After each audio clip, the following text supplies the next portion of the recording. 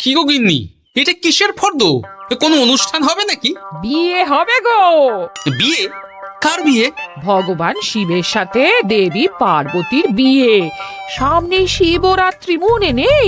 হ্যাঁ, তা মনে আছে, কিন্তু এই ফর্দটা কি জন্য গিন্নি? আমি শিবরাত্রির দিন বিকেলে বাবার মাথায় দুধ ঢালতে যাব, তাই তোমাকে আগে থেকে লিখে দিলাম কি কি লাগবে। সব আগে আগে নিয়ে আসবে। হ্যাঁ, দেখি কি লেখা আছে। দুধ 1 সের, গঙ্গা জল, নারকেল, ঘি, মধু, দই, সন্দেশ, রসগোল্লা, আকন্দ ফুলের মালা, ধূপ, মোমবাতি, 108টা বেলপাতা, ধূত্র ফুল, নীলকণ্ঠ ফুল, লাল পাড় সাদা পাটের শাড়ি। ওরে বাবা, এত কিছু! এখন ওরে বাবারে মারে কিছু চলবে না, চলবে না। আর আগে থেকে লিখে দিয়েছি, আমি কোনো বায়না শুনবো না। হ্যাঁ, যদি না নিয়ে আসো তাহলে কিন্তু চলে যাব। হ্যাঁ, বলি, শিবরাত্রির দিন তো মেয়েরা বাবার মাথায় দুধ জল ঢালে বাবার মতন স্বামীর কামনায়। তা আমি তোমার স্বামী তো উপস্থিত, তাই এত কিছু। তোমার মঙ্গল কামনায় গো। তুমি আর বাড়তি কথা বলবে না, যা বলেছি সেদিন নিয়ে আসবে। হ্যাঁ, বেশ বেশ, ঠিক আছে বাবা, ঠিক আছে। তাহলে আমি এখনই যাই, সব দোকানে দোকানে বায়না করে আসি। সেদিন তো এইসব জিনিসের চাহিদা তুঙ্গে থাকে। হ্যাঁ, তা যাও, সেটাই বুদ্ধিমানের কাজ হবে। হ্যাঁ,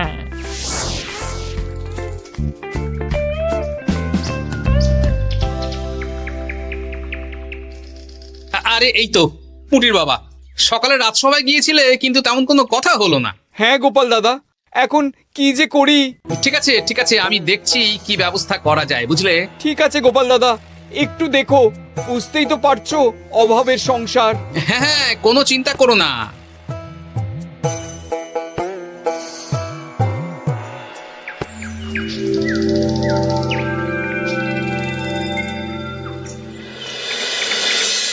আচ্ছা, আজ তাহলে শিবরাত্রির আয়োজন নিয়ে আলোচনা হোক। মহারাজ, এসব নিয়ে আপনি চিন্তা করবেন কেন?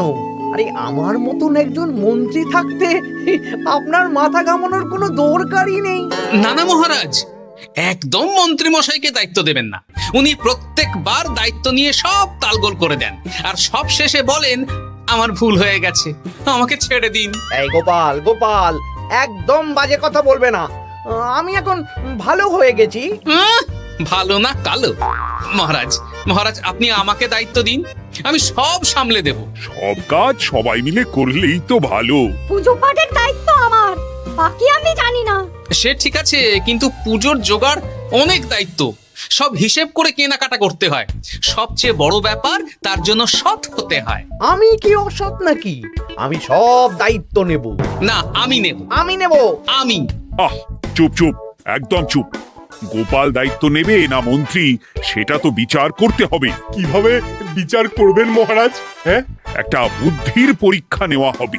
আমি এখন গোপালের চেয়ে অনেক বুদ্ধিমান হয়ে গেছি। তাহলে তো ভালো, তুমি গোপালের বুদ্ধির পরীক্ষা নাও। যদি গোপাল জিতে যায় তাহলে গোপালই দায়িত্ব পাবে, নইলে তুমি। ঠিক আছে, আমি এক্ষুনি প্রশ্ন করছি। হ্যাঁ হ্যাঁ, করুন করুন। হ্যাঁ, এমন কি জিনিস যা তুমি যতই খাও পেট ভরবে না? বাবা, মন্ত্রী কি প্রশ্ন করলে! গোপাল, বলো বলো বলো। এবার জমবে মজা। বেশ, তাহলে বলি। হ্যাঁ, বলো বলো। উত্তর হলো বাতাস। যতই খাও পেট ভরে না। গোপালের কি বুদ্ধি! ও মন্ত্রী মশাই, এই গোপাল তো প্রথম দানেই বাজিমাত করে দিল। হ্যাঁ, প্রথমটা তো সহজ ছিল। ঠিক আছে, এতই যদি বুদ্ধিমান হও তাহলে আরেকটা পরীক্ষা দাও। হ্যাঁ মন্ত্রী, বলো। এবার আপনারা একটু অপেক্ষা করুন, আমি আসছি।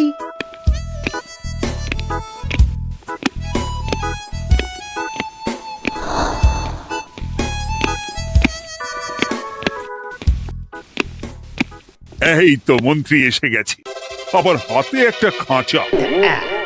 এই নাও গোপাল, এই খাঁচায় একটি অদৃশ্য মুরগি আছে। তুমি যদি বুদ্ধিমান হও তবে এর মাংস রান্না করে আজ নৈশভোজে মহারাজকে খাওয়াতে হবে। যদি না পারো, দায়িত্বের দও পাবে না। বেশ, তাহলে দিন, আমি রাতেই আসছি, রান্না করে নিয়ে আসছি। আপনারাও সবাই হাজির থাকবেন কিন্তু।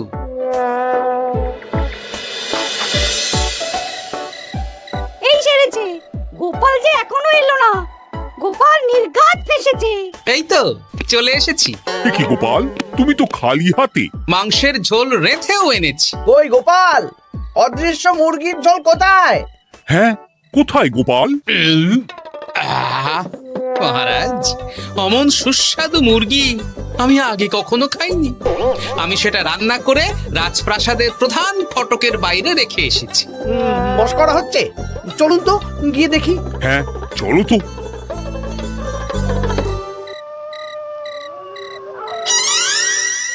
এ কি, এখানে তো কিছুই নেই, আমি তো দেখতে পাচ্ছি না। আমরা তো কেউ কিছু দেখতেই পাচ্ছি না। কোথায় কোথায় মাংসের ঝোল? আরে মন্ত্রী মশাই, অদৃশ্য মুরগি রান্না করলে ঝোলটাও তো অদৃশ্যই হবে। আপনি দেখতে পাচ্ছেন না, মানে আপনার মনে পাপ আছে, নইলে আপনার চোখের সমস্যা। মহারাজ তো ঠিকই দেখতে পাচ্ছেন, তাই না মহারাজ? এই রে, গোপাল তো মোক্ষম জবাব দিয়েছে। হ্যাঁ হ্যাঁ, চমৎকার ঘ্রাণ বেরোচ্ছে। মন্ত্রী, তুমি দেখতে পাচ্ছ না কেন? ইয়ে না মানে ঠিক আছে, ঠিক আছে, পাচ্ছি, দেখতে পাচ্ছি। একটু ঝাপসা লাগছে, মনে হয় চোখ দেখাতে হবে। তার মানে গোপাল তো মন্ত্রী মশাইকে পরপর দুবার হারালো।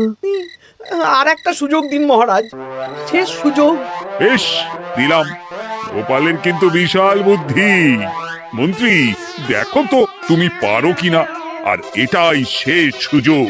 মহারাজ, গোপাল যদি এতই বুদ্ধিমান হয়, তবে ও কি বলতে পারবে কাল ভোরে আমার মনে প্রথম কোন চিন্তাটা আসবে? এটা তো খুবই সহজ কথা। কাল ভোরে আপনার মনে প্রথম চিন্তা আসবে মহারাজ যেন দীর্ঘজীবী হন এবং রাজ্যের উন্নতি হোক। এই সেরেছে, এবার তো মহা ফাপড়ে পড়লাম। আমি যদি বলি না, এটা আমার চিন্তা ছিল না, তবে মহারাজের কাছে বরদান যাবে। আর যদি বলি হ্যাঁ, তবে গোপালের বুদ্ধির কাছে আমাকে হার মানতে হবে। এই মন্ত্রী, বলো। হ্যাঁ, ঠিক বলেছ গোপাল, এটাই আমার চিন্তা ছিল। সাবাস গোপাল, সাবাস, কি তীক্ষ্ণ বুদ্ধি। তাহলে এই বুদ্ধির পরীক্ষায় বিজয়ী হলো গোপাল। জয় গোপালের জয়। তাহলে শিবরাত্রির পুজোর আয়োজনের দায়িত্ব এবার গোপালের। আমার আর কোনো চিন্তা রইল না। মহারাজ, গোপাল তো সব দায়িত্বই পেল, আমাকেও কিছু একটা দায়িত্ব দিন। আমিও একটা ঈশ্বরের সেবা করার সুযোগ চাই। আহ, তুমি তো হেরে গেলে। তাতে কি, ভালো কাজ করতে চাইছি, একটু সুযোগ দিন মহারাজ। বেশ, তাহলে তুমি গ্রামবাসীদের ভোগ প্রসাদ খাওয়ানোর দায়িত্বটা নাও। ধন্যবাদ মহারাজ। হ্যাঁ মন্ত্রী, মিলেমিশে কাজ করো, কিন্তু ঝামেলা করো না। না না, আমি সুষ্ঠুভাবে পালন করব। ঠিক আছে মন্ত্রী মশাই, তাহলে ওইটুকুই করুক, কিন্তু আমার কাজে কোনো বাধা দিতে আসবেন না। না না না, তোমার কাজে কোনো বাধা আসবে না। আমি ভোগ প্রসাদ বিতরণ, খাওয়া দাওয়া, এই সব ব্যাপারটা দেখব।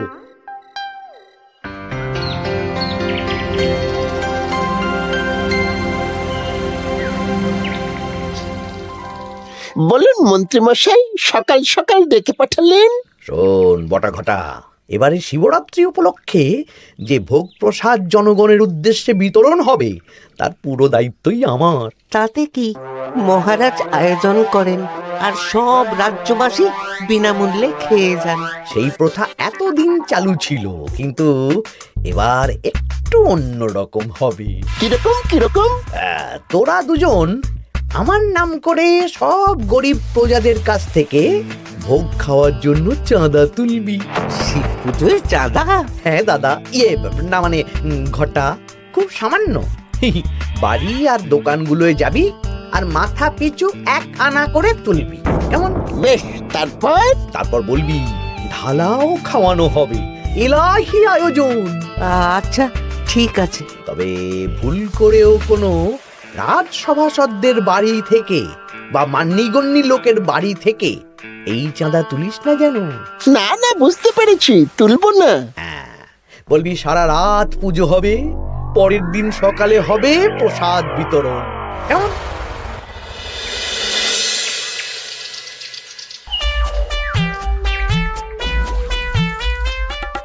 বলা, এবারে শিবরাত্রি উপলক্ষে যে পূজা হবে তার ভোগ প্রসাদ খাবে তো?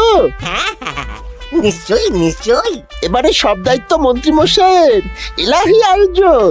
তা তোমাদের বাড়িতে কতজন সদস্য? আমি আর আমার গিন্নি দুজন। তাহলে দুয়ানা দাও, এক আনা করে দুজন। আবার অর্থ দিতে হচ্ছে? হ্যাঁ, এলাহি আয়োজন, তাই এই সামান্য অনুদান। আচ্ছা বেশ, এই নাও দুয়ানা। চিন্তা করো না ভোলা, এমন খাওয়ানো হবে না। রাতের বেলা শিব পুজো আর পরের দিন সকালে জীব পুজো। বাবা বাবা বাবা, সব দোকানে দোকানে আমি যাচ্ছি, আর তুই লোকজনের বাড়ি বাড়ি যা। বেশ। রে কত হলো? অনেক হয়েছে মন্ত্রী মশাই, এই দেখুন। বাবা বাবা বাবা, এক আনা করে নিয়েই তো থলে ভরে গেছে। হ্যাঁ, এবার হবে মাছের তেলে মাছ ভাজা। মহারাজও ভোগের আয়োজনের জন্য আজকে মোহর দিয়ে দিয়েছেন। তার মানে তো আপনার মুনাফাই মুনাফা, লাভই লাভ। আমাদেরকেও কিছু দিন। দেব, এখনো কাজ বাকি আছে।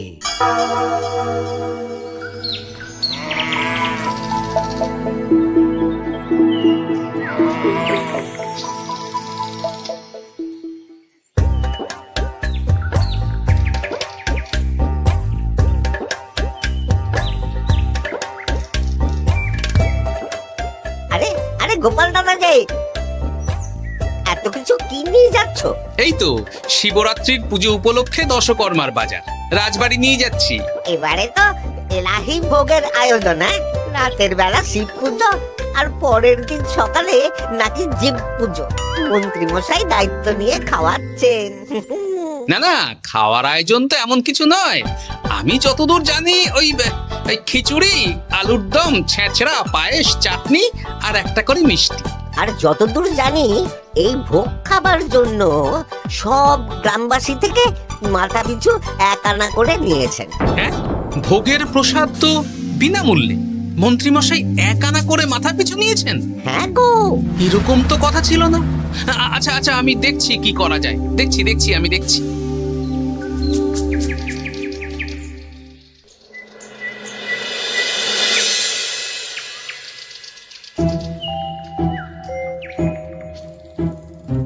ভায়া, বলছি তোমার কাছে মন্ত্রীমশাই এসেছিলেন? হ্যাঁ, চালের বায়না করে গেলেন। তা কি চালের বায়না করলেন? খুবই সাধারণ চাল, আমার দোকানে সবচেয়ে কম দামি চাল বলতে পারো। সে চাল তো আমি পুজোর দিন পাঠিয়ে দেব বলেছি। আচ্ছা, কেনাকাটার রসিদপত্র? না, সেসব হয়নি, শেষে দেব। শোনো, মহারাজের আদেশ, মন্ত্রীমশাই যে চাল বলেছেন তার থেকে 5 গুণ উৎকৃষ্ট মানের চাল দেওয়া চাই। যে চাল রাজা বাদশারাও খুব কম খান, সবচেয়ে দামি চাল। আচ্ছা, আর ডাল? ওটাও 1 নম্বর মানের সোনামুখ দেবে। বেশ। মন্ত্রীমশাই যা যা বায়না দিয়েছেন পরিমাণ এক থাকবে, শুধু জিনিসপত্রের মান বাড়বে। ঠিক আছে? আচ্ছা, ঠিক আছে। আর একথা মন্ত্রীমশাইকে জানানোর দরকার নেই, শুধু মোহরটা ওনার কাছ থেকে আদায় করে নিন। যেদিন খাওয়ানো হবে সেদিন বিকেলে যাবে, মানে শিবরাত্রির পরের দিন বিকেল। বেশ।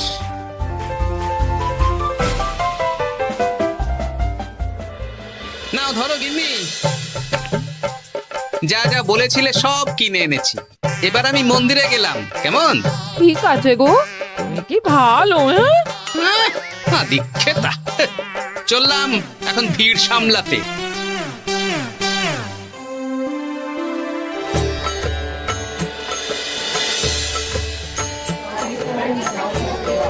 একটু সারিবদ্ধভাবে দাঁড়ান, আপনারও সুযোগ আসবে। বাবা কাউকে ফিরিয়ে দেবে না। দেখো মন্ত্রী, দেখো গোপাল কি সুন্দর ভিড় সামলাচ্ছে। ওকে তো এই জন্যই দায়িত্ব দেওয়া। হ্যাঁ, তাই তো দেখছি। ওম নমঃ শিবায়। হে ভোলানাথ, দেবাদিদেব মহাদেব সকলের কল্যাণ করুন। জয় দেবাদিদেব মহাদেবের জয়। হে ভোলেনাথ মহেশ্বর, মঙ্গল করো বাবা। জয় বাবা ভোলাদেব মহেশ্বরের জয়। তা তোমার শরীর এখন কেমন? এই তো বেশ ভালো আছি। সবই তোমার জন্য। তুমি না সাহায্য করলে ওই ওষুধ আমার পেটেই পড়তো না। না না, আমি তো নিমিত্ত মাত্র, সবই মহাদেবের ইচ্ছে। জয় বাবা মহাদেবের জয়। চলি গো। কাল ভোগ খেতে তাড়াতাড়ি চলে এসো।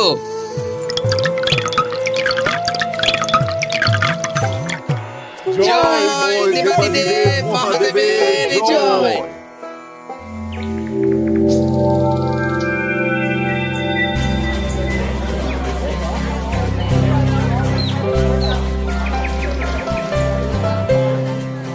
সত্যি মন্ত্রী মশাইয়ের ভোগের প্রসাদ পেয়ে মনটা ভরে গেল।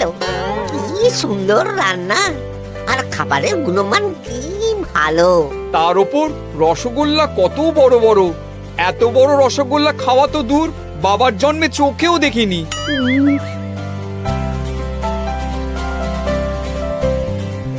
এই সেরেছে।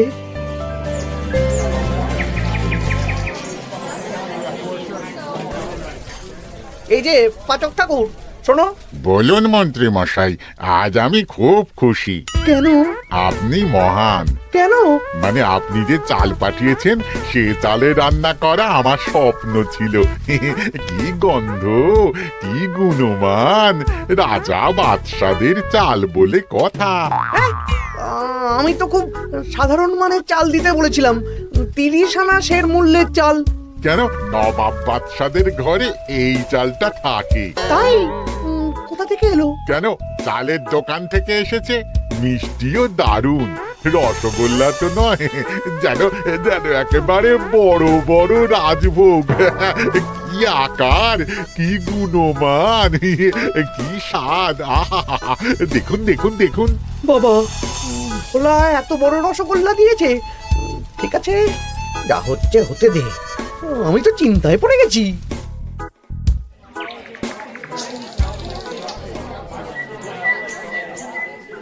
মন্ত্রী, তুমি কি করেছো? তোমার নামে তো সবাই সুখ্যাতি করছে। না না, এই আর কি। আমি যা অর্থ দিয়েছি এই আয়োজনের জন্য তো তার চেয়ে 5 গুণ বেশি মোহর লাগবে, কিন্তু তুমি কি করে করলে? মন্ত্রীমশাই সত্যিই ভালো হয়ে গেছেন। দেখো গোপাল, দেখো মন্ত্রী সত্যি বদলে গেছেন। সবই তো জনগণের সেবার জন্য। কে জানে বাবা, কি গড়বড় হয়ে গেল।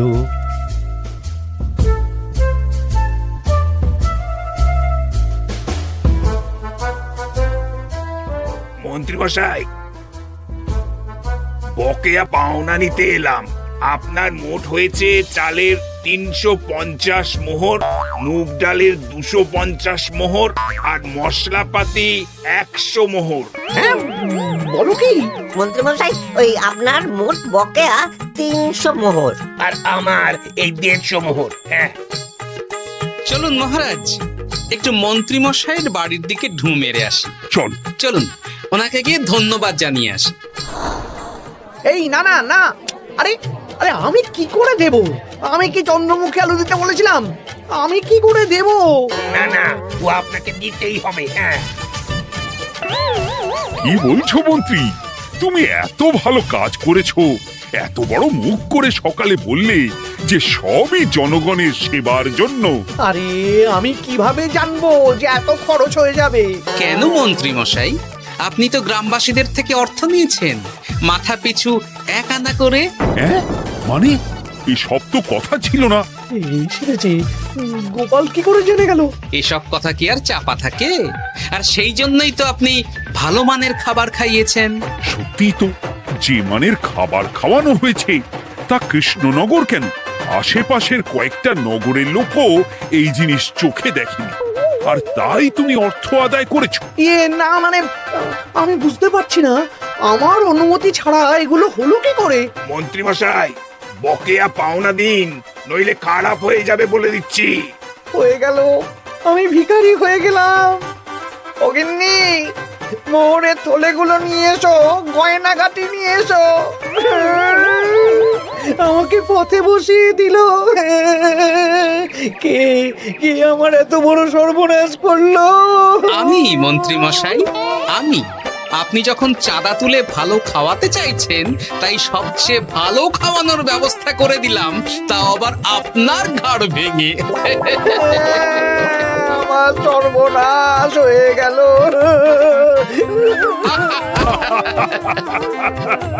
জয় মহাদেবের জয়।